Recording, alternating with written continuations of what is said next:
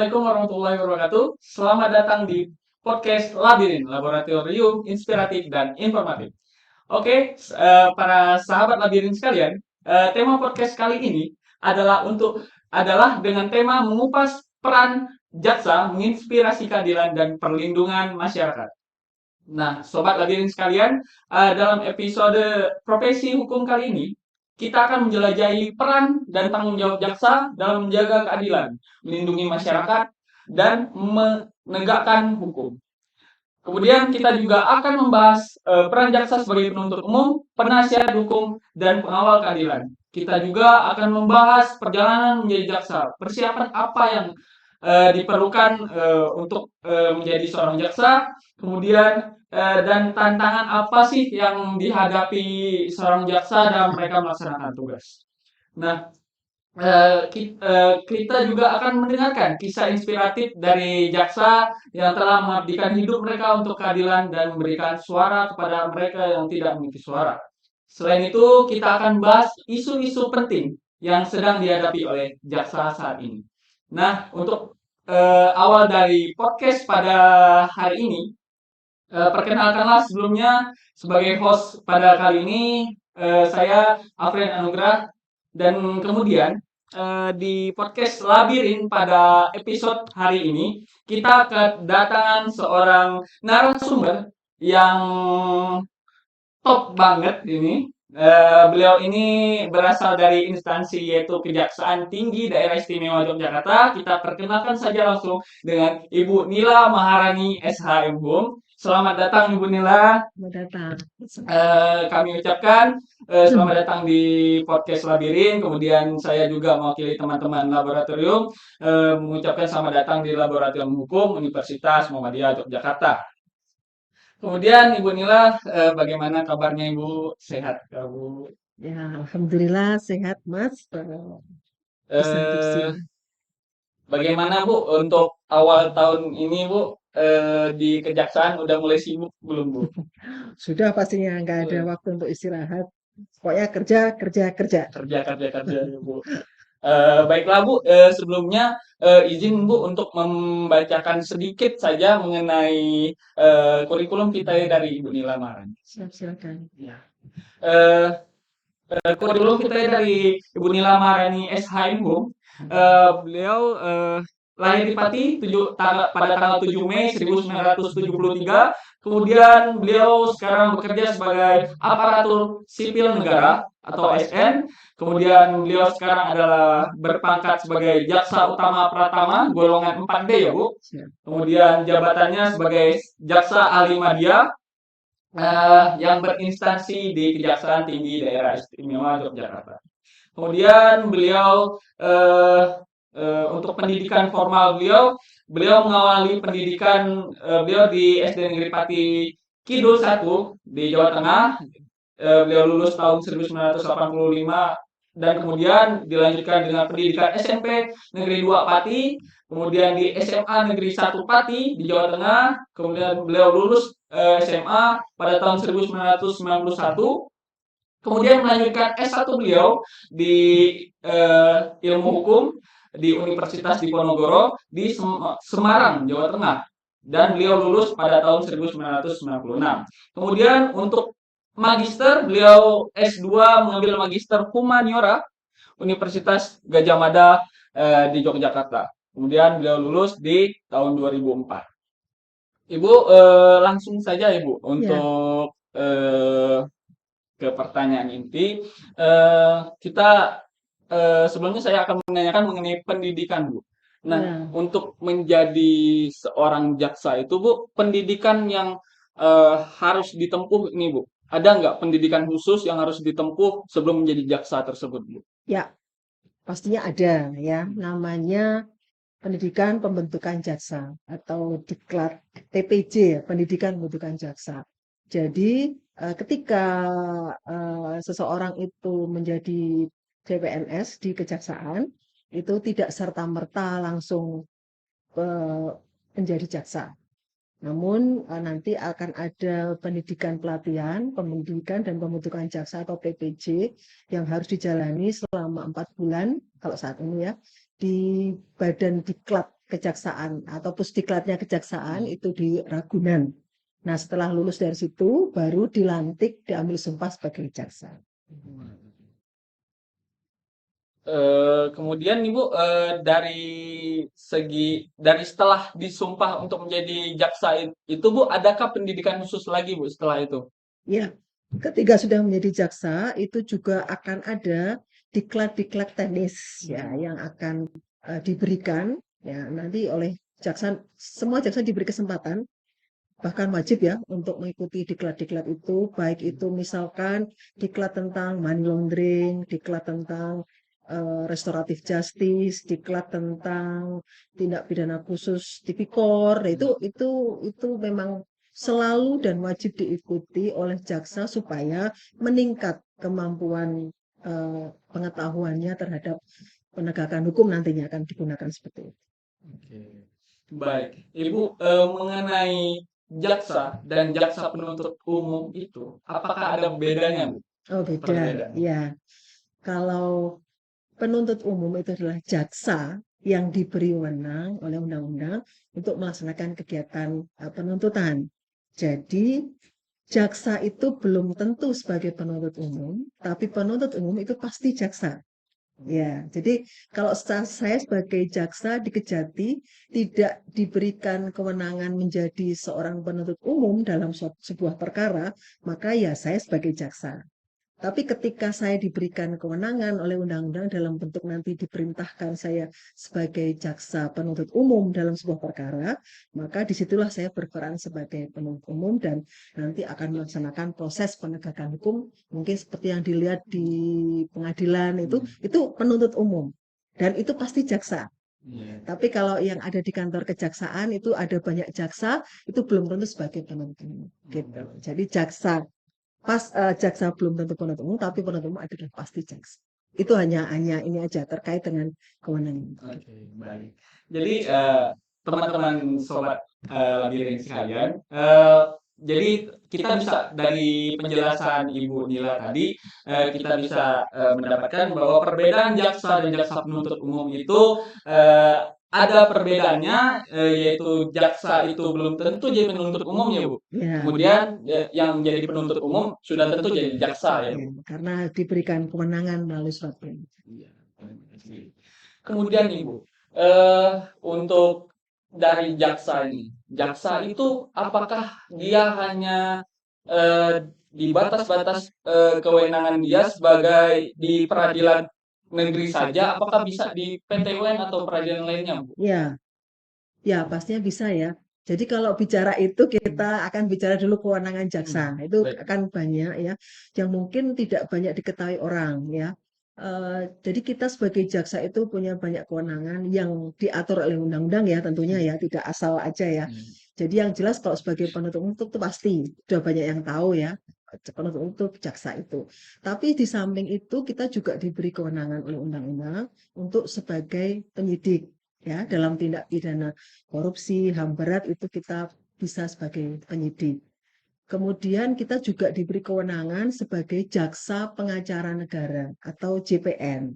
JPN ini artinya kita bisa menjadi kuasa dari instansi pemerintah, ya, baik instansi pemerintah atau BUMN, BUMD itu bisa. Nah, itu kita bisa mewakili dalam konteks perdata dan tata usaha negara, gitu. Jadi nanti kita juga kalau apa namanya non litigasinya tidak terpenuhi, misalkan mediasinya stuck gitu, lalu lanjut ke litigasi, kita juga bisa duduk sebagai kursi penggugat maupun tergugat mewakili instansi pemerintah itu. Tapi dalam khusus untuk TUN PT UN kita mewakili tergugat kan yang digugat oleh yang digugat pastinya instansi pemerintah. Jadi di situ itulah yang kita mungkin banyak orang belum tahu ya. Nah, mungkin di sini jadi lebih tahu. Gitu. Baik teman-teman. Jadi itu ya mengenai tadi sudah dijelaskan dari Ibu mengenai kewenangan sedikit mengenai jaksa tersebut. Jadi jaksa juga bisa sebagai apa perwakilan dari pemerintah ya Bu. Kuasa ya, mendapatkan kuasa dari Kuasa pemerintah gitu. Kemudian Ibu untuk dari dari segi pendaftaran nih, Bu, untuk mendaftar, menjadi jaksa itu adakah, proses yang rumit, Ibu, dalam pendaftarannya, Bu? Ya, kalau pendaftaran, jadi kalau untuk jadi jaksa seperti yang saya sampaikan, kan itu harus jadi masuk dulu sebagai PNS di kejaksaan ya. Jadi nanti mekanisme rekrutmennya untuk masuk jadi CPNS tentunya sama dengan instansi lain ya, ya seperti yang kemarin dilakukan ya kalau mau masuk jadi CPNS kejaksaan itu nanti ada formasi. Jadi kalau masuk CPNS kejaksaan ada formasi S1 Hukum Jaksa. Jadi memang itu rekrutmen CPNS yang akan nanti menjadi jaksa. Nah, di situ nanti ya misalkan kayak yang basic-basic ya, nanti kalau yang detailnya bisa dicermati di pengumuman itu ya usia paling tinggi itu 27, kemudian IPK kalau yang non cum laude ya minimal 3,0. Ada syarat tinggi badannya juga, mohon maaf kalau di kejaksaan itu 160 untuk laki-laki, 155 untuk perempuan, belum menikah dan sebagainya. Nah, nanti harus mengikuti seleksi CPNS sama dengan untuk formasi lain. Jadi ada seleksi kemampuan dasar CAT itu, kemudian nanti seleksi kemampuan kompetensi bidang itu nanti ada psikotes, ada kemampuan wawancara dan sebagainya itu. Nah, kalau sudah dinyatakan lulus sebagai ASN atau PNS di kejaksaan, nanti akan menjalankan tugas dulu ketatausahaan, ya ketatausahaan belum belum jadi jaksa, makanya saya bilang menjadi jaksa. Nah, nanti setelah itu baru bisa mengikuti diklat pendidikan pembentukan jaksa. Nah, kalau masuk nanti diklat pembentukan jaksa dan di situ dididik lalu lulus, nanti kalau syarat menjadi jaksanya itu minimal pengangkatan jaksa itu minimal umur 23 tahun sampai maksimal 30. Pengangkatan ya. Iya. Ya. Kemudian setelah bertugas menjadi jaksa nanti di umur 60 baru pensiun. Lumayan agak panjang ya, Bu, prosesnya, Bu. Ya. Eh, untuk proses ini itu apakah sudah dari dulu atau ada perubahan dari yang dulu ke sekarang? Tetap sih saya dulu masuk tahun 97. 97 ya. Sudah lama sekali.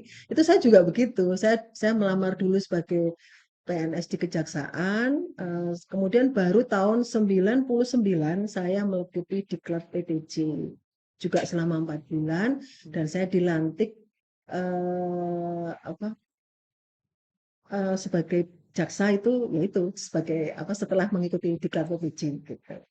Jadi itu masih berlangsung sampai sekarang, Mas. Jadi ya, jadi memang itu prosedurnya seperti itu. Jadi harus harus ibaratnya ya harus menjalankan dulu tugas-tugas sebelum menjadi jaksa. Oh, berarti tidak ada perubahan sama sekali ya? Tidak ada, cuman kalau sekarang hanya sistem tesnya ya, mungkin lebih apa pembagiannya lebih detail sekarang mungkin. Nah, bisa dilihat ya tadi apa yang sudah dijelaskan dari Ibu Nila. Jadi bisa kalian catat juga nanti mengenai apa sih persyaratan-persyaratan, kemudian juga di apa di web-web penerimaan kejaksaan nanti kalian bisa cari-cari itu lebih detail lagi gimana sih caranya untuk mendaftar sebagai jaksa ya, Bu. Kemudian Ibu sebagai sebelum mendaftar di kejaksaan nih Bu, boleh nggak Bu kita dikasih spill sedikit mengenai etika profesi seorang jaksa itu apa aja Bu? Ya, kalau menjadi jaksa soal kode etik ya tentunya harus menjunjung apa harkat martabat profesi, harus berintegritas. Ya, artinya menjalankan semua tugas-tugasnya dengan baik, harus menjaga. Artinya tugas-tugas apa sih yang dijalankan? Ya, menjalankan pelayanan hukum, penegakan hukum, ya bantuan hukum kepada masyarakat dengan sebaik-baiknya, pelayanan prima pada masyarakat, ya pada negara.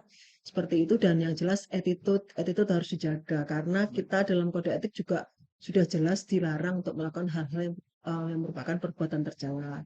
Apa saja itu ya misalnya kita menerima sesuatu ya karena kita menangani satu kasus lalu kita menerima pemberian atau sesuatu dari orang lain dengan menjanjikan hal yang itu pada orang lain itu juga tidak boleh. Tentunya juga arogansi, melakukan tekanan-tekanan, penekanan apa namanya, pressure ya pada pihak-pihak yang terkait dengan perkara, kemudian merekayasa itu juga nggak boleh, merekayasa hukum itu sangat-sangat dilarang ya. Ya, apa yang harus dilakukan ya sebaliknya daripada itu, harus menjalankan fungsi dan tugas penegakan hukum dengan sebaik-baiknya seluruh-seluruhnya gitu. Seperti itu. Nah, begitu teman-teman. Ya.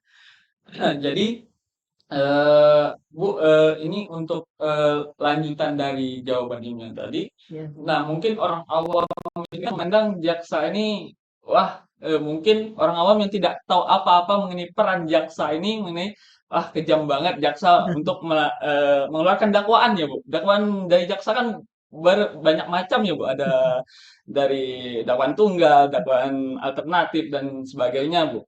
Nah, itu gimana sih Bu pendapat Ibu dengan orang awam yang menyikapi hal tersebut? Iya, ya. Baik, terima kasih. Jadi sebetulnya kalau sudah menyangkut teknis seperti itu, teknis penanganan perkara, kita itu tidak asal-asalan. Artinya semua yang kita lakukan, misalkan membuat dakwaan, itu juga sudah ada dasarnya ya. Kalau bahwa dasar bahwasanya dakwaan itu harus memenuhi syarat formil dan material, itu semua kan ada di pasal 143 ayat 2 sub A sub B KUHP.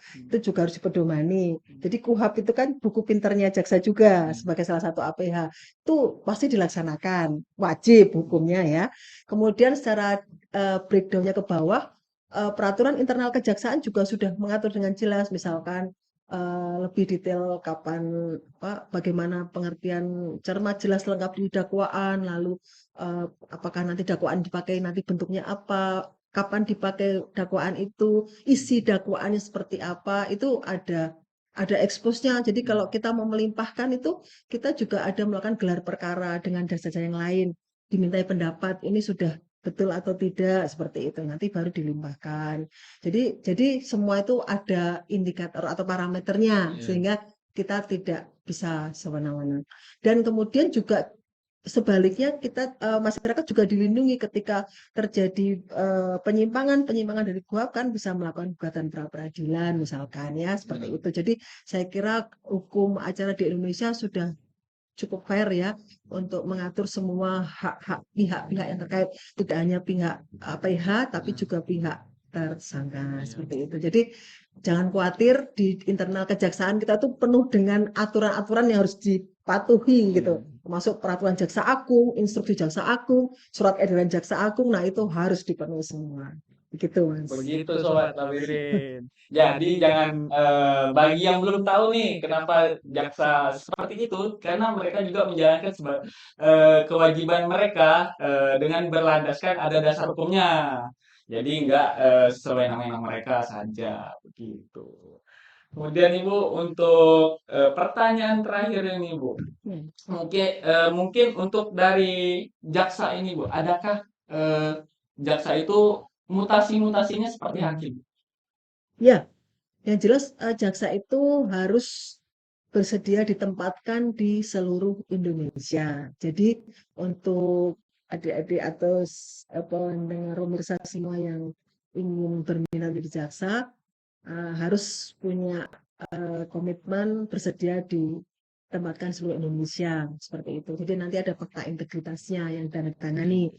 Nah itu jelas harus mutasi karena mutasi itu sebetulnya tujuannya banyak untuk penyegaran, untuk menambah wawasan, kemudian untuk sebagai reward ya ketika berprestasi itu. Jadi alasan-alasan itu sebetulnya banyak ya, salah satunya yang saya sebutkan tadi itu. Nah untuk aturannya tidak ada aturan harus sekian tahun mutasi, enggak, cuman ketika akan dimutasi itu paling tidak sudah menjalankan tugasnya tepat itu minimal 2 tahun, maksimal 5 tahun. Nah, jadi setelah 2 tahun itu sampai dengan 5 tahun ya ini masih terbuka untuk terjadinya mutasi dan itu memang harus. Nah, itu berbeda dengan ketika saya dulu. Kalau saya dulu masuk di tahun 97 itu memang kami nantangani fakta integritas, cuman waktu itu penempatan pertama kami dikembalikan ke daerah masing-masing karena kebutuhan jaksa saat itu belum sebanyak sekarang. Nah, masih bisa dihandle gitu mungkin ya. Dan memang akhirnya tidak terjadi mutasi keseluruhan Indonesia pada saat penempatan pertama. Tapi kalau saat ini sudah tidak ada Harus roll gitu. excuse lagi, pokoknya harus bersedia ditempatkan seluruh Indonesia. Baik, Gitu. terima kasih Bu. Nah, kemudian Ibu ini kita sampailah di puncak dari podcast ini Bu. Sebelum mengakhiri podcast Ibu, sebelumnya Ibu boleh dimohon untuk memberikan closing statement atau pesan-pesan bagi teman-teman Sobat Labirin yang hendak menjadi seorang jaksa Ibu. Oh ya, baik. Untuk sahabat Sahabat. labirin ya, Iya. untuk sahabat labirin semua, kalau ingin menjadi jaksa, pesan kami persiapkan diri sebaik mungkin terkait apa namanya syarat-syarat yang memang harus dipenuhi seperti IPK, ayo ditingkatkan, kemudian apa namanya kemampuan bahasa Inggris TOEFL-nya juga harus minimal 450 ya. Kemudian juga bersedia ditempatkan seluruh Indonesia. Ya pokoknya komitmennya memang harus benar-benar cinta kejaksaan gitu Baik. dan wawasannya ditambah tentang kejaksaan sehingga nanti pada saat seleksi CPNS-nya berhasil masuk dulu lalu kemudian bisa mengikuti pendidikan jaksa. Oke. Semangat pokoknya sahabat Labin. Kita tunggu loh ya menjadi kader-kader pengganti kami. Ini kami Siap. sudah saatnya diganti. Siap, Bu. Gitu ya. Oke, baik. Terima kasih Bu Ibu Nila Maharani SHM Bu untuk kesediaannya untuk datang di podcast kami, podcast Sama-sama. Labirin. Kemudian terima kasih juga untuk sudah meluangkan waktunya untuk datang ke laboratorium hukum Universitas Muhammadiyah Bu. Ya. Kemudian Sobat Labirin mungkin itu saja dari podcast pada hari ini. Sekian dari saya Afrian Anugrah dan beliau Ibu Nila Maharani SHM Hum. Kami mengucapkan terima kasih dan sampai jumpa di labirin selanjutnya. Jangan lupa untuk like, comment, and subscribe. Terima kasih. Bye-bye. Thank you for watching. Jangan lupa untuk like, comment, Share and subscribe.